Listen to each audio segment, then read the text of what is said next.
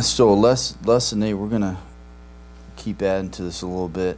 We'll walk through, somewhat walk through the notes. So if you want to follow, you can track along with me here. We're going to walk through the section starting on page 2, Verbs Expanded. We'll walk through these different elements. There will be some elaboration, so there'll be stuff that isn't found in your notes, but if you just have what's in your notes, have that down, that's solid. That's your core. Everything else is just adding to that. And some of the thoughts we'll introduce tonight, we'll just keep coming back to as we walk through the verbs, which we're going to be in for a while. So this stuff, by the time we're done, will be grounded in our heads, and it'll be good. So I'm going to start off with the chart, give you a big picture first of what we're trying to talk about, and then we'll look at the bits and pieces of it. This is essentially what we're going to start into. This is looking at just a chart of the regular verb. Everything in red is essentially the endings, right? And primarily we're going to focus on the top half. That's the indicative. Everything below, subjunctive, optative, imperative, infinitive, participle. We'll start getting into those later, but primarily our focus for the next while is going to be this top section up here. So we're going to present now. So we're looking at present active, indicative, and we'll start journeying through the different forms up here: imperfect, future, aorist, perfect, and talk about all of those. So the form is up here. The form to me is relatively easy in one sense. These are just the endings we attach onto the root, the stem, to make what we want to make.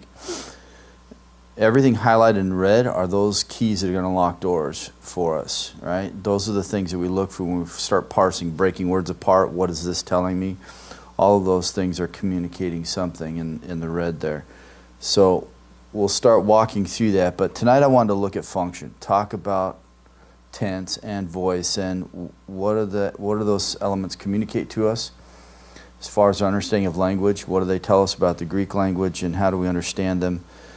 Some ideas probably have never even thought about before with language, and then sort of reformatting our mind for some of the things that we do know and understand of language. So essentially that's what we're going to look at, and we'll talk about the dotted line in the top and bottom as we go along. So, and I'll make a chart. I have a chart like this, so I'll give it to you. And then I have another one that has just the endings. So I'll give you those charts next time. I'll put it in my head. I'll remember. But so that way you can at least have a visual. I know it's always nice to have that big picture. So a friend of mine did that for Old Testament survey. I have 2 charts, one for Old Testament, one for New Testament. He took basically all of Old Testament history and put it in one chart. You know, you have those who've taught through and they've done all these graphs and everything else. He's one chart that captures bird's eye of everything that goes on, and I keep it in my Bible. It's always good to just every once in a while open up, just keep your mind refreshed of what's there. So it'll be good to have this, but you won't have to hang on it and memorize it, but it'll be good to have it just to have that big picture. So we're going to talk about tenses. So I'm going to tell you what we're aiming at and sort of introduce it this way, and then we'll get into the details. But so when we get into verbs, we talk about tenses. We have present tense, future tense, aorist tense, imperfect. We're starting off with present active, indicative, although we probably should start off with the aorist, but we're going to start off with present because that's where everyone does. If I walk through the tenses, this is how we translate. So present active, indicative, follow I am throwing, linear action, right? Just shows ongoing. We have imperfective or imperfect active indicative, ebilon, which is I was throwing, also showing linear action, and we'll talk about the significance of what that is. These are thoughts that'll be good to have in your head. So punctiliar, linear, those are terms, just get them in there and hang on to them. And they're in your notes, so we'll look at that. We have future active indicative, bala, which is I shall throw, right? Because we're talking future, mostly punctiliar. We also have the aorist active indicative, and again, we'll keep coming back to these. So this is just to show you big picture of what we're getting into. Aorist active indicative, ebalon, which is I threw, punctiliar. Perfect active indicative, I have thrown, also punctiliar. And then pluperfect active indicative, I had thrown. And you'll notice with the perfect and pluperfect, we had this have and had, right? So one is looking like I have done this and the results can continue.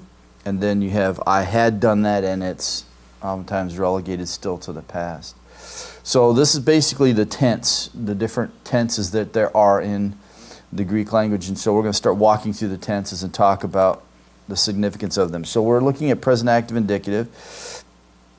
And this is essentially our third time looking at this. But this is going to be a little more focused because the other ones were just talking about verbs in general.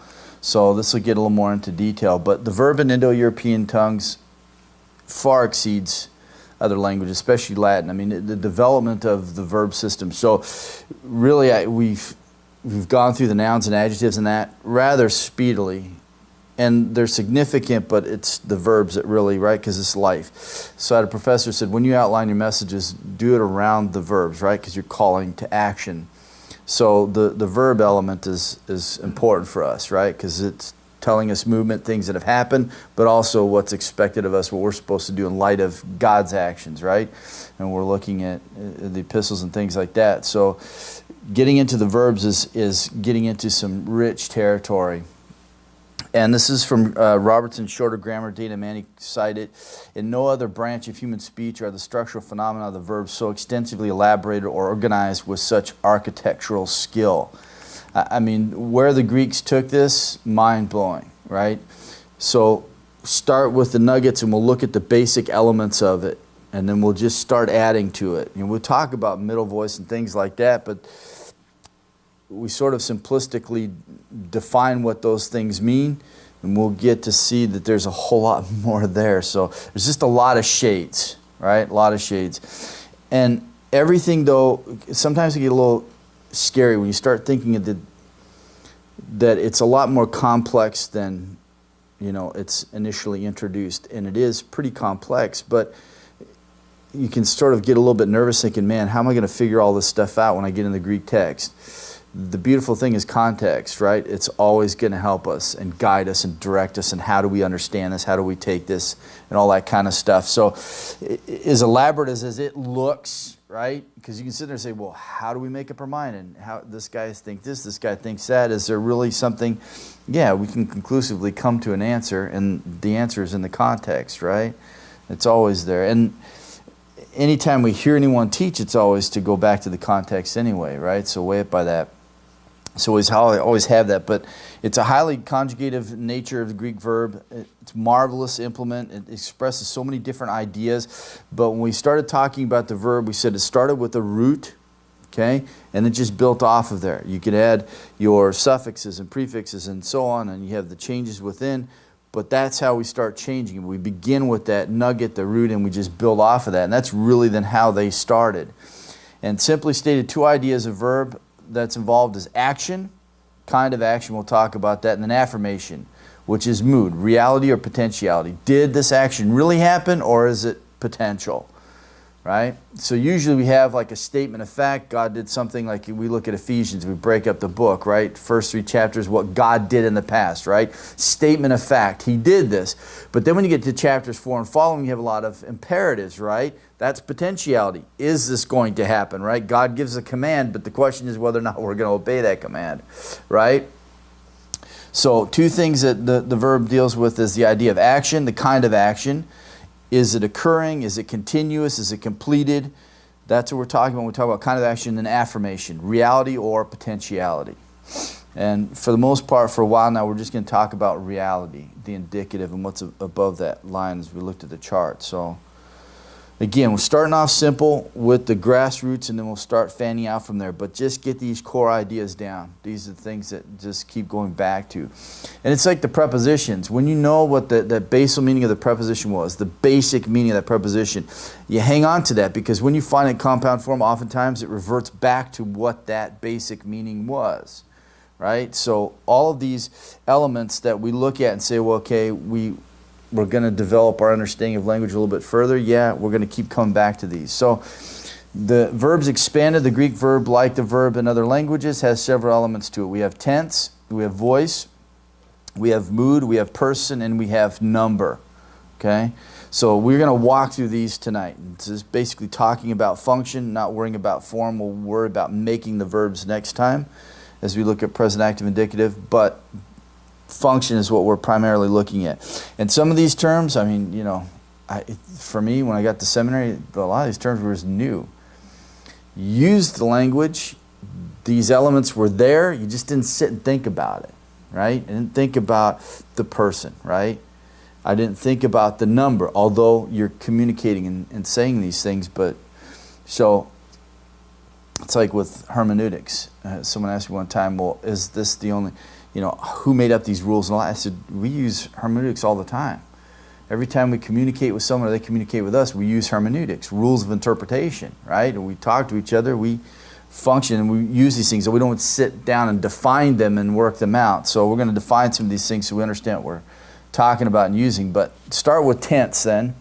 This element of the Greek language is much more of importance to the student New Testament Greek. So if we're going to get something down, tense is something that's important for us to comprehend. The matter of tense can often dissolve what appears to be embarrassing difficulty, or it can reveal a truth that will delight the heart and offer inspiration. So understanding tense, present tense, future tense, understanding the significance of tense and what it communicates can just either clarify some issues that we have, maybe doctrinally or so on, or in a passage and understanding it, or it can also just shed light on truth that will just blow your mind, right? So understanding the tense is important for us when we come to the Greek text. It will serve the student well to invest sufficient time and diligence to gain insight into the idiomatic use of the tense in the Greek language and develop appreciation for the finer distinction of its force. There's a lot here. So we'll talk about present tense. It's sort of an unfortunate designation. Probably should have been referred to as the imperfect, and we'll talk about why. But we use present, but it's sort of confusing for us as Westerners, because for us we're time-oriented. So when we hear present, we're thinking time, but for the Greek mind, the present tense wasn't about time for them. It can relate to the present, yes, but the time element was something that was secondary and behind the scenes. So the distinctive element of the verb can convey action. Action that is expressed in the verbal idea involves two primary elements, tense and voice. In Greek, both voice and tense deal with the action of the verb, but from two varying perspectives. So both of them are going to deal with the action of the verb, but they're going to look at it from two different angles. Tense deals with the state of action or the kind of action, okay? Is it action occurring, action continuous, or action perfected? And then tenses in parent speech began to be developed in all of these differences and became very specific. That's the great thing about Greek, because when you look at like Hebrew in the Old Testament, it was so pictorial, it was perfect because it laid the foundation.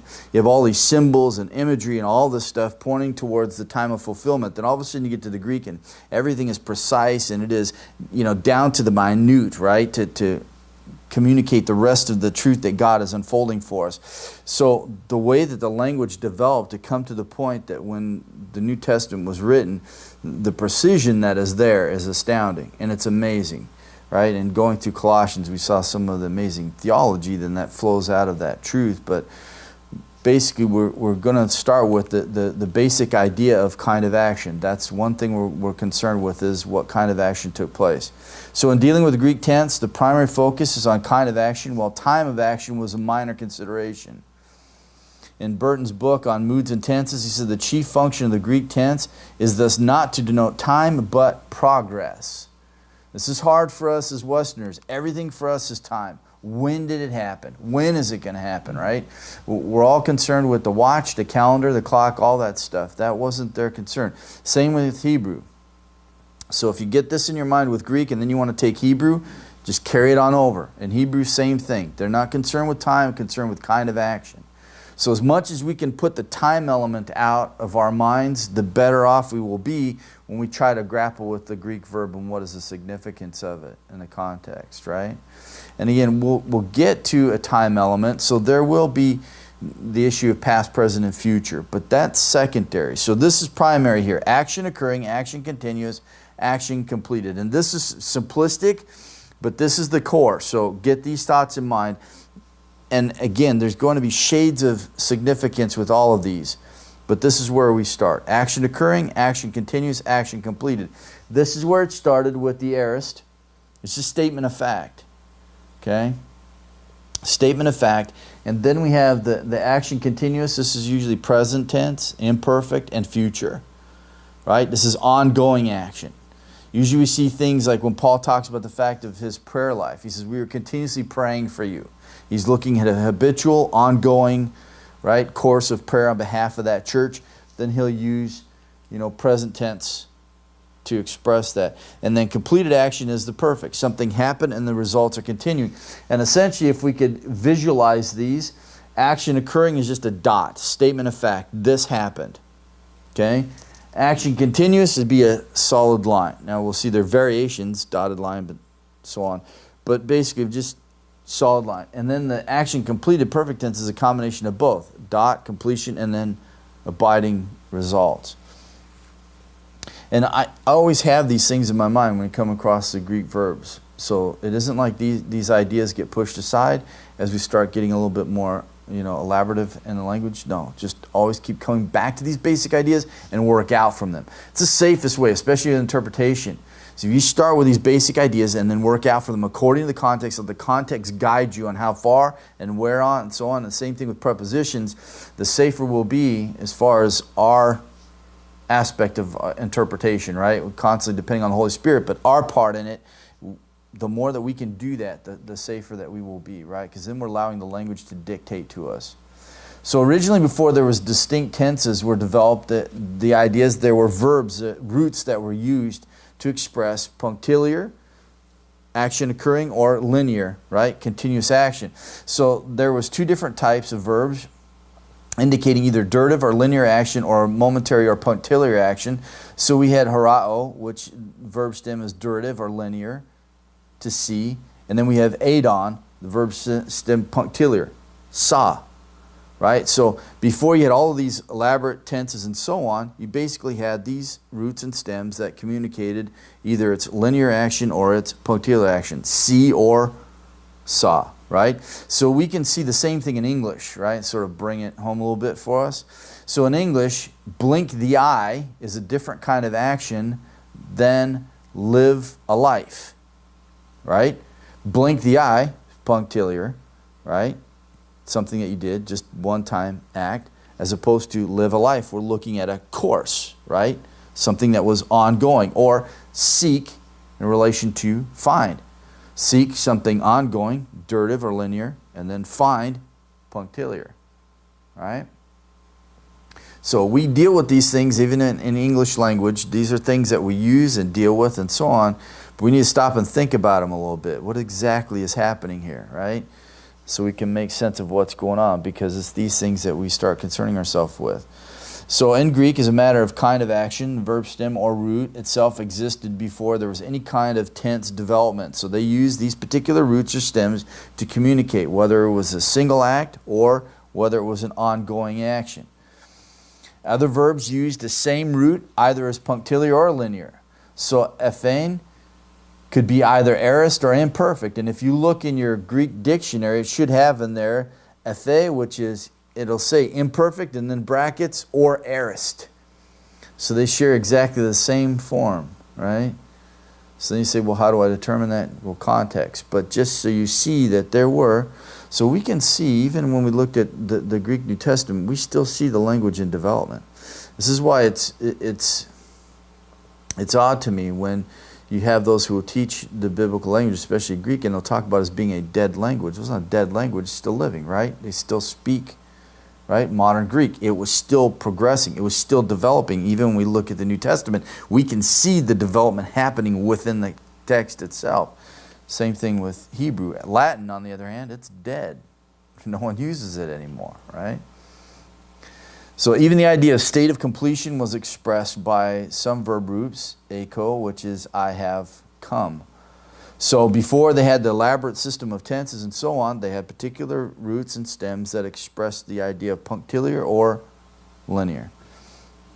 And then came the development of the system, and now you have action occurring, action continuous, action completed, but it's expressed in so many different ways. But the idea was that the system then can be applied to any verb root, and they can develop the thoughts from there. And then when we get to the form, we'll start to see then how they piece this stuff together to express the function that they're after. So the three basic ideas: action occurring, the aorist is undefined, statement of fact. A lot of the historical statements of something that happened in the past, New Testament, we'll find in the aorist. It's just statement of fact. But you can have different types of aorist, right? Consecutive aorist and ingressive aorist. And so we'll see that will develop, but the core idea is always going to be there. Okay? So you can have the statement of fact in regards to the building of the temple. Took over 40 years. It was built. Statement of simple historical fact. So I'll give you an example. If you look at Colossians chapter 1. In Colossians chapter 1, verse 16, he talks about the fact that he created all things. All things were created in him. And this is an aorist passive. This is a statement of historical fact. This happened. Looking back at Genesis, right? 6 days of creation. But it's summed up in this one statement: in him were created, tapanta, everything. Okay? So you can have this statement of fact, but it can pick up a period of days, a period of years, and communicate as a single act, right? Or we can have action continuous, the imperfect. And essentially, really, the present should have been called an imperfect. In other words, here's what's interesting. So in Hebrew, you have two types of. You have the perfect and the imperfect. That's it in Hebrew. So for some people, that's kind of why they did Hebrew, because that's it. You just have the perfect and imperfect. And you get to Greek and you get all this other. So you have perfect and imperfect, or we refer to them as katal and yiktol, okay? Because the idea of perfect and imperfect sort of communicate things to the Western mind that aren't necessarily there in the Hebrew. But before I lose you. So perfect and imperfect. Imperfect has the idea of just ongoing action. Now it's interesting because in Hebrew then, the imperative was built off of the imperfect. Because if you have this idea of continuing action, not necessarily stated of completed or not, well then it easily led into the imperative, because the imperative is it may be completed action, it may not be, depending on whether or not you're going to obey God's command or not, right? So you can see this development, but essentially that's all they had was this completed action, incomplete action. We see the same thing here in Greek, and essentially, really it should have been imperfect for anything that was continuous action, because present tense is continuous action, future can be continuous action, and imperfect, looking at the past, can also be continuous action, right? So essentially, they should have been called imperfect present, imperfect past, imperfect future. But we're not going to change the system, but that's really what it should have been. I think a lot less confusing. When we hear present tense, that sort of messes us up. But if we thought of it as imperfect, right, ongoing, something that isn't finished yet or complete yet, it's easier for us to see that linear, right, continuing thing happening, where the other sort of gets confusing for us. And then we have action completed as the perfect, and we can have the pluperfect and so on, but these are just the basic elements. So action occurring, aorist, action continuous. I say the imperfect, but this includes present, imperfect, and future. And then we have the action completed perfect. And we'll keep coming back to these. So if I elaborate a little bit further, punctiliar action, it's the dot, okay? And it can sum up a whole bunch of days, years, so on. Then we have protracted. We have the durative or linear. So it can be a line, or we can see it this way, or we can see it this way. Repeated or frequentative, something habitually done. So when Paul talks about his prayer life, we understand that you can pray without ceasing, but that doesn't mean he didn't do other things during the day, right? He had other things that were ongoing. So then we have this idea of, this repetitive thing. Could be times in a day where he set aside to do or ongoing. So leave that for you. And then we have the perfective. You can either see a completed action with the abiding results, which is the line ongoing results, and usually statements like you stand in the state of being saved, right? It happened in the past, the results continue on. Or we see that there was this action that led up to the completion of something. But even in that, there's still going to be that idea of the lingering results, ongoing results, right? But again, context will help determine. So just to sort of give you the idea, we have those three basic ideas, but then there are different shades as we move on. And we'll start getting into those as we go. So in regards to temporal relations, action may be defined as either past, present, or future. But again, that's a secondary thing. The primary thing is kind of action. That's what we need to worry about. In Greek, there are distinctions that are involved only in the indicative mood and the potential moods. And we're primarily going to stay above the line, but that's really where we're at right now, and that is the indicative. That is above the line. That's everything that's up here. So everything up here is reality, okay? This is where we have, from the speaker's point of view, this happened, right? And then we have below the line is potentiality, right? And below the line, there is no time at all down here. No time. The only indication of time that we have above the line, if you notice in all these different forms right here, you see the epsilon on the front of all of these. That's the only indication of time. Okay? So we'll get into that when we get to the imperfect and the aorist and so on.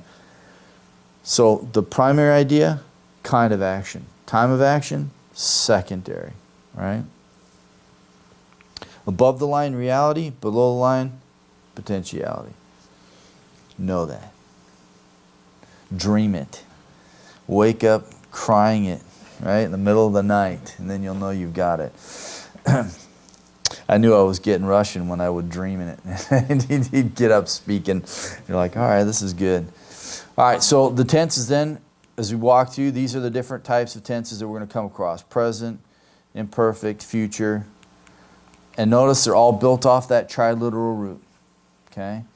So they're all built off of, essentially, it's off the aorist. That's where it all started from, although we're starting with present tense, but it all started with the aorist. So that triliteral root, and then every single form is built off of that. Whether you have the suffix, or if you have the prefix, or the augment put on the front there, which is the epsilon, or with the perfect you have reduplication, which is you reduplicate that first consonant, right? But essentially it's just built off of that triliteral root. And you'll start to see that. The more you start getting in the text, the more you'll start to see that. But if you take Metzger's book too, and start getting acquainted with some of those roots, you'll start seeing them as you go through.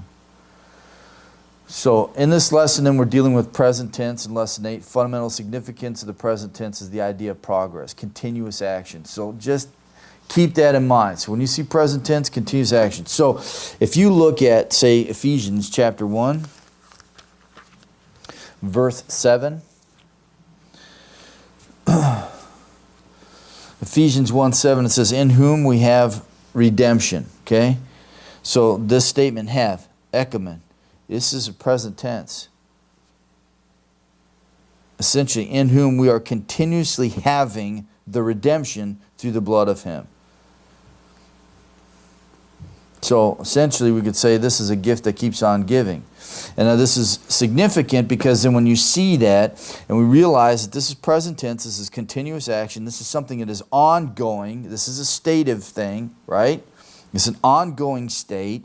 Then you read verses like verse 14 of chapter 1, who has given us a pledge of our inheritance with a view to the redemption of God's own possession. That's looking to the future. Or in chapter 4, in verse 30 of Ephesians, we have, do not grieve the Holy Spirit of God, by whom you were sealed for the day of redemption, right? Again, also future. So going back to then chapter 1, verse 7 and verse 14 and chapter 4, verse 30, start developing our understanding of the doctrine of redemption, right? Something that would possess now, but then there's this future aspect in which it will be completed, okay? So just to tell you that is the significance. That's present tense. So it's not just focusing on it's what we have here and now, but it's continuous action, kind of action. That's first and foremost. Then time is secondary.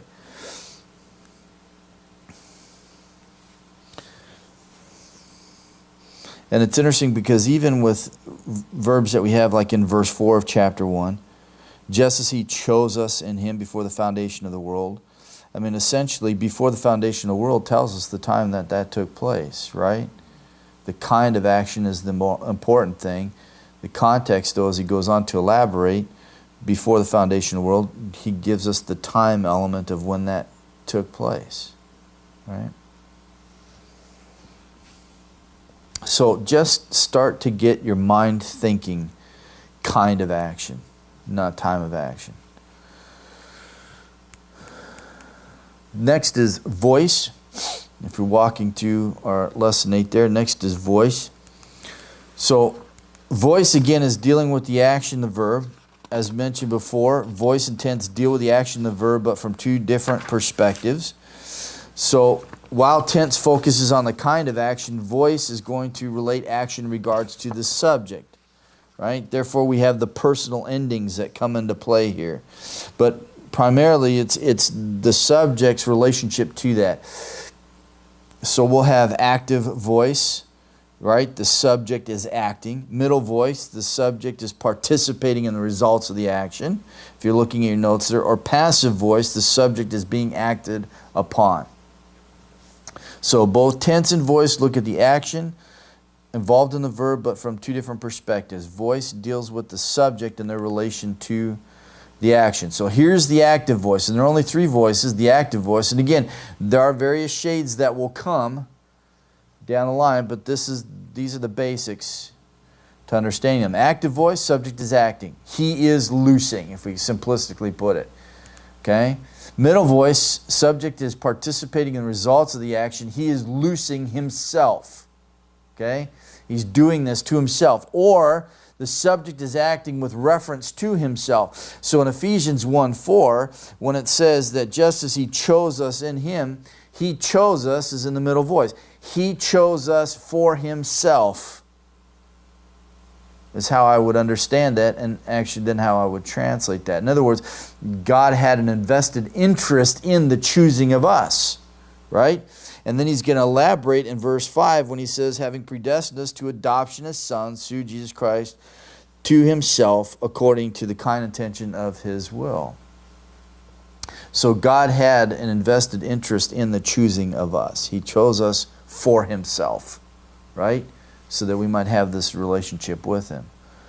So that is the middle voice. And there are ways in which, when you look at it, you say, well, it seems reflexive, and there is that reflexive element to it. There's other ways to express that fact. Like in Colossians, we have that God is reconciling all things to himself. You would look at it in English and think that there's a middle voice that's involved in that, but not in that case. And there's different ways to frame that. But just so you get a sense of what's there. So active voice, subject is acting. He is loosing. Middle voice, subject is participating in the results of the action. He is loosing himself, or the subject is acting with reference to himself. And in the passive voice, subject is being acted upon. He is being loosed. So in Colossians, or 1 Corinthians chapter 1, in verse 18, when it says, for the word of the cross is foolishness to those who are perishing, but to us who are being saved, it is the power of God. Being saved is passive voice. It is happening to us. God is Savior. His power is doing that. And he is the one who is in the process of saving us. And so often then the references to our salvation and the things that have happened will be in passive voice. It's what happened to us by God's initiative, by his working. This is what has happened to us. Like he raised us, he seated us, and so on. And as we looked at before with 1 Corinthians 1:18, both the forms that are here, they look exactly the same, the endings. But the context will help you determine which is which. So they share the same form, but the function is different. One is middle voice, and the other one is passive, but the same form. But again, context will tell you. The reason why I would take the first one as being middle voice, right, that they are involved in the aspect of perishing because of the reference to foolishness, right? That is their evaluation of it. And that's why I would take the first. And you have to be able to defend your conclusions by the context. Okay? Have to.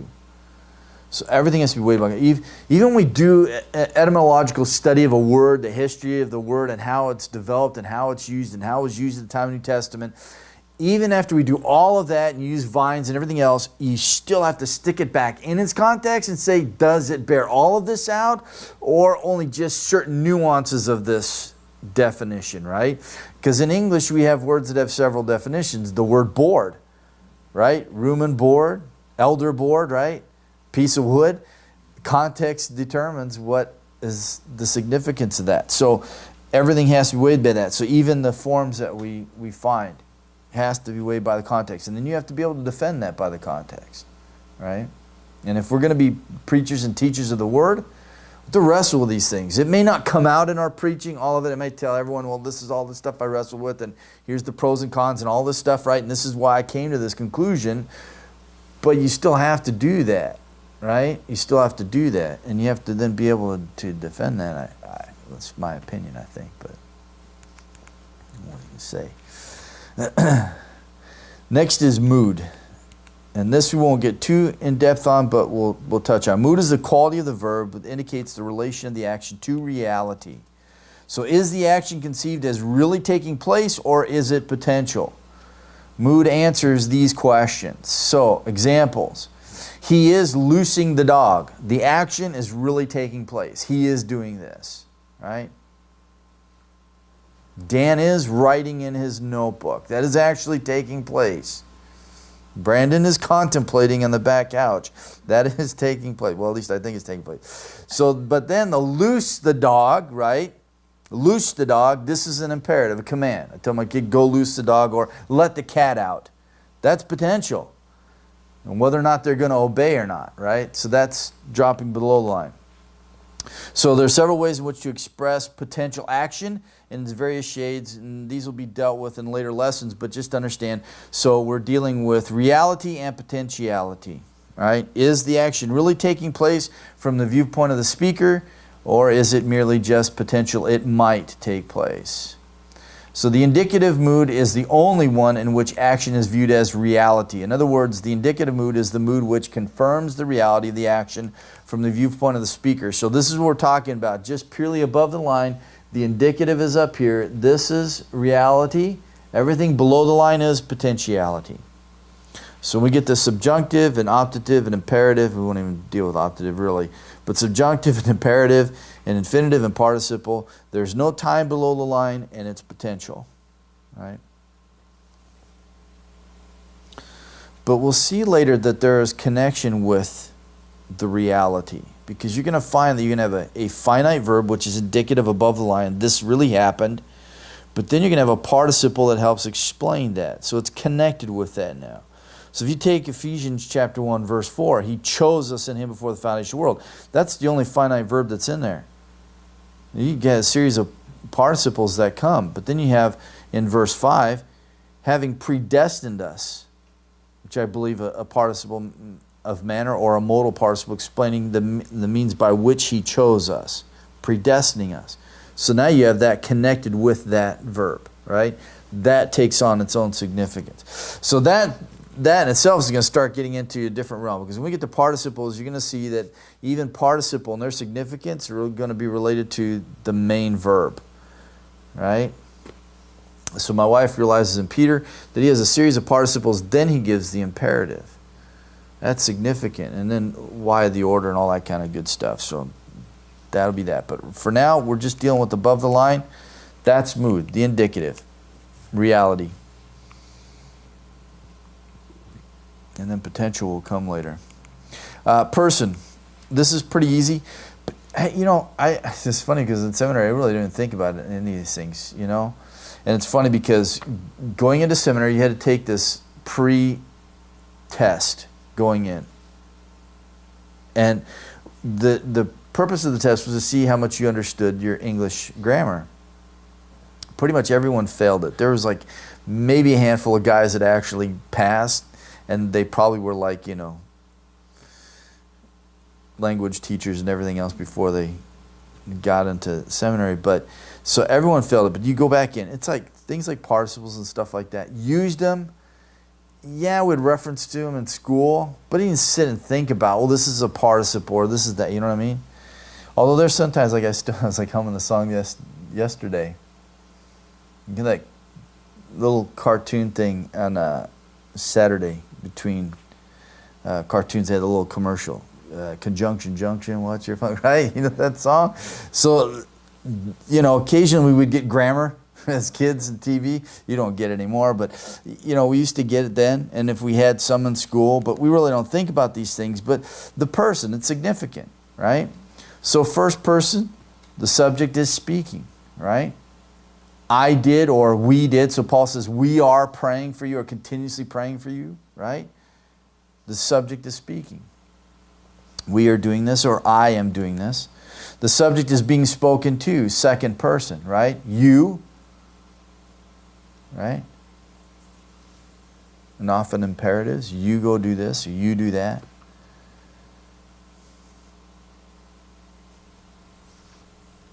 And these things, like I say, are reality of our normal practice of everyday living life and speaking the English language. We don't stop and sort of pick it apart. But that's what we do when we're studying the Word, right? To preach it and teach it is we're picking these things apart. And then the third person is the subject is being spoken about. He, she, or it, or they, right? We're talking about somebody else. So that essentially is person. So examples, first person, I am loosing, right? Second person, you are loosing, speaking to someone. Or third person, he, she, or it is loosing, or they are loosing, if we do the plural.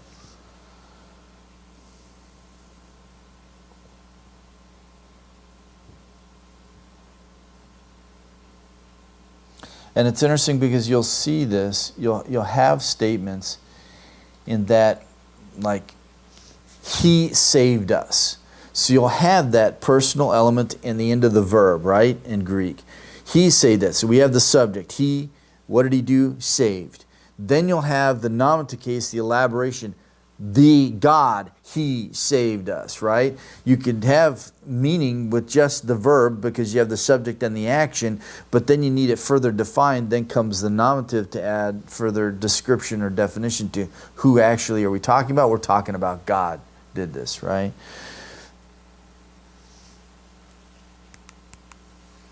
And last is number 5, number. So basically, there was a dual, but we're not going to talk about that. Basically, it's singular or plural. Number is a quality of the verb that indicates whether the subject is singular or plural. Example, I am loosing. This is first person singular. We are loosing. This is first person plural. And there's some significant truths. When we get down to the element of person and number, there's some significant theological truths that hinge on these elements, right? Of the verbs. So these things are all important, especially if we have, like I say, if we have Christ's view of Scripture down to the minutiae is vital, right? But all of these things are communicating truth to us, and so they're all things that we need to know. So these are essentially the things that we must grasp when we get to the Greek verb, when we start talking about it. So those are the elements that we will keep coming back to and looking at as we talk about the verb. And we'll keep coming back to tense and voice and so on as we walk through and look at the different tenses that exist in Greek. Any questions?